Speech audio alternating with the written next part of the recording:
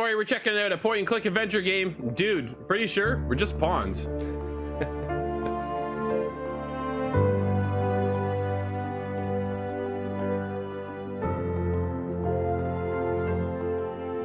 Corey, you and I are playing one of my favorite genres, man. It is a point and click adventure genre. I adore this whole genre as a whole. It is my go-to.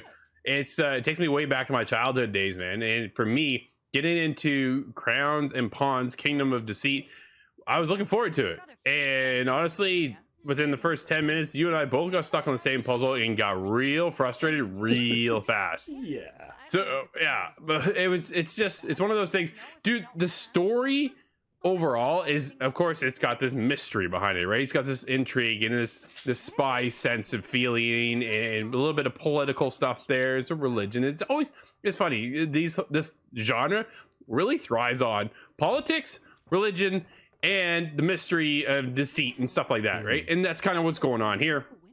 Not really that different, but the KGB's involved, and what happens is your main character, Milda, is granted a house in Lithuania that her grandfather has given to you. Apparently he's passed. You're over there now to figure out what's going on. Problem is, that's when everything kind of opens up. Here's the issue, Corey.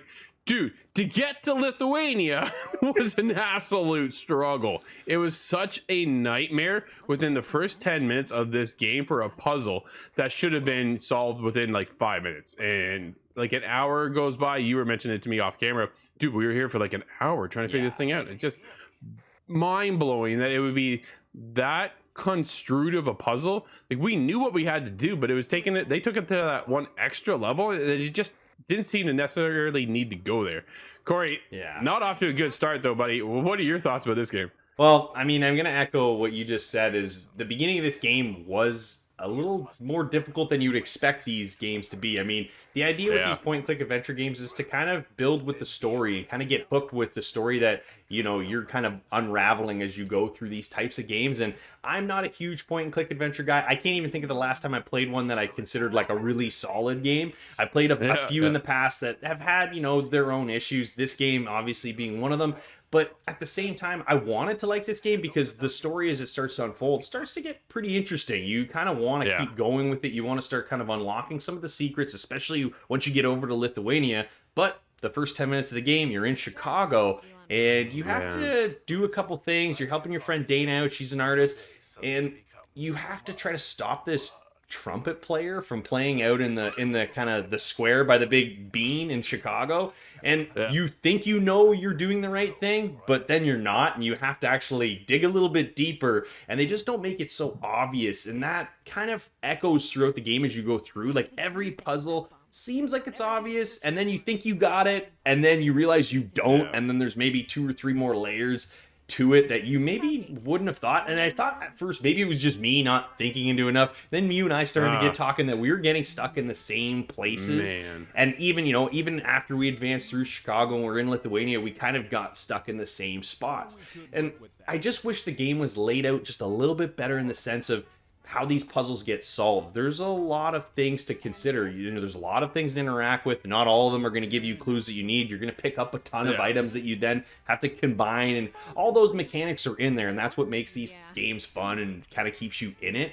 But just overall, my experience was more frustrating than rewarding. And I think it was because of the difficulty of these puzzles, and as you go through, it just kind of makes you want to get up and walk away for a bit, opposed to kind of continuing to explore and actually trying to figure out some of these puzzles, because you're in it for a while, and then once you realize the solve for the puzzle, you're like, why did that take me so long? But at the same time, why wasn't it just a tad more obvious to try to figure it out, right? Because the puzzles are the thing in this game that help you get through, and there's just so many other things that we're probably going to touch on here real quick about that kind of, you know, take you out of that experience. And then the main thing about this game is what takes you out of the experience almost more than anything else. That's the frustrating part here, Drew. I just wanted to like it more than I did, especially right from the beginning. I can't get to it through the messy garden. Ooh, and those planes are poisonous. Every time you play, though, every time you are in this game, you go to solve somebody's puzzle and you go to talk to them, it's the same one line, and they don't take that line away. If you've accessed that line, eliminate it then, right? Okay, I don't need to do this again. I don't need to click that line again, that piece of dialogue, because it has been finished.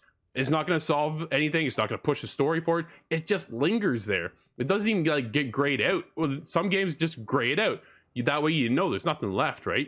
So you can keep moving on. But man, one-liners are just notorious for being a bad addition to the games, and if they can get rid of that, add some more dialogue. I know it's going to cost a little bit more money, but it adds that variety and inclusion into the game. Here's the other thing. When you hand off something, dude, to somebody, you need that interaction, and here everything just pops, right? So you meet a friend over in Lithuania, and you have to show them some papers. Dude pulls papers out of his back pocket. I'm like, but I got the papers. Like, I'm supposed to pull down from the menu, send you the papers. So I want to have that in my hand physically, give that to that person instead, whew, out of his back pocket. Or you're in another location, a book just pops on the ground. I'm like, where's, you know what I mean? Like, it pulls you out of that story. And in a point and click adventure game where everything is like on a 2D plane more or less, and it's right in front of you, there is nowhere else to kind of for you to go around. So everything needs to be so smooth and interactive when you have that transaction happening. And when it doesn't, your hand goes out with nothing in it and it just pops into the other person's hand. Dude, it takes me completely out of the experience. Here, take a look at this.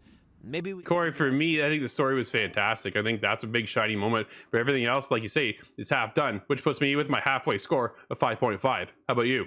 You know what, Drew? I'm a little bit lower than you because I was just disappointed. I want to like these games more, but every time I play one, there's something that just keeps me away from the genre. And unfortunately, this game isn't going to bring me into the point and click adventure genre. I wanted to like the story. I was trying to like the story, but the gameplay was holding me back. So I'm going to give this one a 4.5.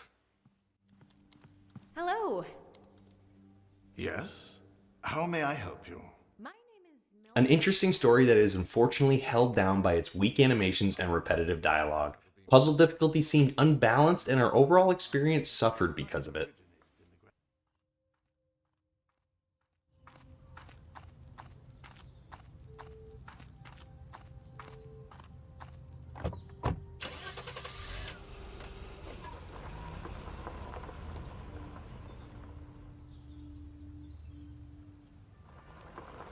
Follow her.